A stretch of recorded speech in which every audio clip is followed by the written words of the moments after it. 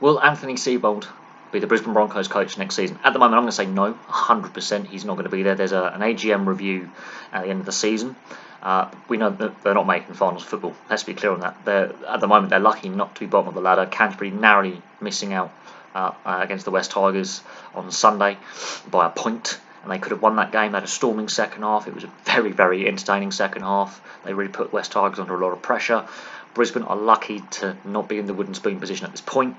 Seibold's obviously taking a leave of absence for 2 weeks, but you look at the team, and a lot of those players were there under Wayne Bennett. They've also lost a lot of key leaders and key positions in the last few seasons, which they have not adequately replaced. Corey Parker, leader. Sam Thaiday, leader. Fafita could have been a future leader of that team. He's decided to go to Gold Coast, who are having a decent season, but in the sense that they're developing. And Justin Holbrook has got the right mentality for that team. And yeah, they've not had the best season, but they're doing better than Brisbane. They're the best team in Queensland, and they are putting together some kind of roster for the future. He's decided to go a bit further south and join Gold Coast. Pangai Jr., obviously the highlight of ill discipline, multiple breaches of the lockdown bubble. He's facing getting sacked by the team. He's been indefinitely suspended by the NRL. So there's clearly an issue with team discipline and player discipline off the field. You could argue about players getting suspended for actions on the field, and Pangai is guilty of that as well, which has not helped the team when your star forwards is spending multiple weeks suspended. In the last 18 months, he's been suspended 4 or 5 times for on-field indiscretions. Now he's suspended for an off-field indiscretion or multiples. And then there's the reports of 14 other key players breaching lockdown bubble in a pub, going against the agreement that the NRL and the state governments thrashed out to allow play to resume a couple of months ago. Clearly there is an issue with discipline of the squad. Massive issue with squad discipline, and that is a lack of respect for authority of the coach. Now, I don't know what goes on behind closed doors in Brisbane, because guess what, I'm in the UK and I'm just a fan looking out from the outside looking in. But you're seeing a lack of squad discipline, a lack of unity on the field. You look at the defeat against the Roosters, record-breaking defeat. Look at the defeat against the West Tigers. That was a record-breaking defeat for them playing against the West Tigers. That was the West Tigers' biggest victory against Brisbane in their history since they were a joint venture club. You look at the defeat against Canberra. Now, this is the most recent game. They're leading at half-time 8 points to 6. They are the better team. They're showing some good signs in attack, and they were actually creating a lot of problems for the Raiders. Now, I'm a Raiders fan, so I'm not even trying to be biased. We were poor in the first half. But half-time comes, Brisbane are on top. Second half kicks off. Within a few minutes, Canberra have scored their first try. They scored 30 unanswered points in 40 minutes. They rip the Broncos to pieces. And one of Kotrick's tries, Brisbane had a defensive overlap. They had enough players to cover not only Kotrick but other players on that edge, and they all decided to tuck into the middle. There's no communication, bunch of individuals. They're not lining up against their opposite number. They could have easily shut down that play, and it's an easy try. It is an easy try. They were outplayed in that second half. They gave up.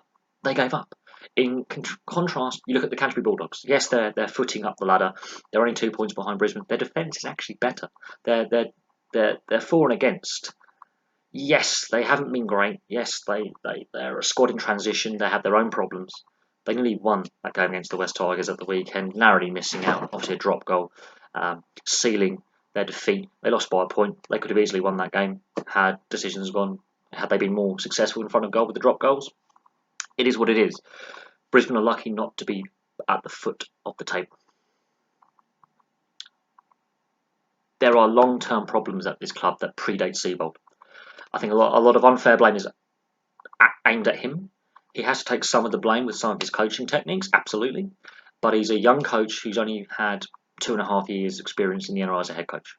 And the roster he took over at the Rabbitohs was a pretty solid roster that had good leadership. And unfortunately, the roster he took over at Brisbane, there were signs last season that there were going to be some struggles. They managed to make it to finals and were battered by Parramatta in a record-breaking defeat for finals football. So they've had some record-breaking defeats in the last 14, 15 months. 3 or 4 pretty heavy defeats that, they've never experienced before. They've conceded 50 points more than once. There is issues with that defence, there's issues with team confidence, and there's issues with team discipline. Now, where do we go from here? I mean, there are rumours circulating in the Australian media that he may not return from his leave of absence, and this may be his way of saying, I'm resigning from the Broncos. But who replaces him? There's your problem. Who comes in to fix the situation in Queensland? Who comes in to replace Seibold? It's not going to be Wayne Bennett. He's burnt his bridges with the organisation, the way his departure was handled. There were questions over the fact that they announced that it would have been this season that Seibold would have taken over. They decided to move that forward a year. The way they handled the Bennett departure and Seibold's entrance was badly handled. We got an outgoing CEO. There was issues with list management. There's issues with player recruitment and retention. The Fafita example going to Gold Coast rings true. So you look at the players they've lost. Corbin Sims, Sam Thaiday, Corey Parker. 3 leaders in the 4-pack. Now, Corbin Sims has had a few injuries in the past few seasons. He's still a leader in the dressing room. Sam Thaiday, as soon as Wayne Bennett announced his retirement, he decided to call it a day, even though he'd still had probably a bit of mileage left in the legs. And Corey Parker, a club mainstay, a legend, won a grand final, played in another grand final when they lost to North Queensland in 2015. Brilliant player. One of the best forwards the modern game has seen. Multiple winner of State of Origin, multiple international appearances for Australia. They haven't replaced these leaders in the forward pack, and there's a lack of leadership throughout the squad. Plain and simple. There's not enough leadership there. And that comes down to player recruitment and retention and player development. And that's not all on Seibold, that's a long-standing issue. That goes back quite some time. Some of these players like Milford, Boyd have been here for years, and they're not developing and leading as they should. As the experienced core, even if they're injured and not able to play, they can still have an input in the dressing room and on the training field from a development point of view for younger players. There is clearly gaps there, and Ben Teo and Isaac Blue are the only players they have brought in this season. They're both over the hill in the sense of top flight first grade. Ben Teo spent the last 6 years playing rugby union in England, and you have to remember rugby league has changed since he left. There have been rule changes, style of play changes. The game is getting younger and faster. That's just a stopgap. How are they meant to just throw some veterans in? There are veterans who are past their prime, and that's not a solution. That is a stopgap, and it's a temporary stopgap, and it's not good enough. So where does this leave the organisation? I think Seibold's gone. But whoever comes in is going to have a massive uphill task. I think Brisbane are going to be rebuilding for a couple of seasons. That's my personal opinion.